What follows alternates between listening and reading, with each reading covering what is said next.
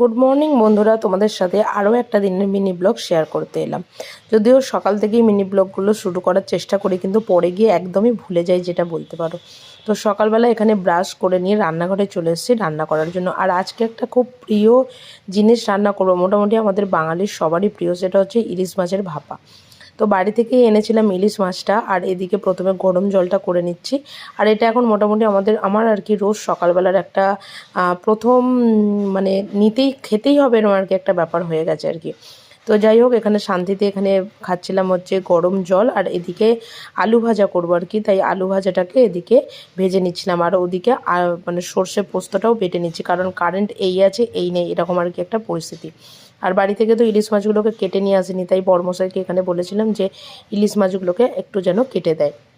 তো যাই হোক, ও যতক্ষণ ওদিকে ইলিশ মাছ কাটছিল ততক্ষণ আমি এদিকে বিছানাটা তুলে পুরো ঘর দুয়ারগুলোকে একটু ঝেড়ে পরিষ্কার করে নিচ্ছিলাম, কারণ এই ঝাড়াঝুড়ি পরিষ্কার করার কাজটা বলতে পারো রেগুলারের আমার আর কি। তো যাই হোক, তারপর এদিকে পুজোটা সেরে নিলাম। পুজোটা সেরে নেবার পরে রান্নাবান্না মোটামুটি আমার কমপ্লিট হয়ে গেছে, যদিও বড় ব্লগটা তোমাদের কাছে পোস্ট করাই আছে।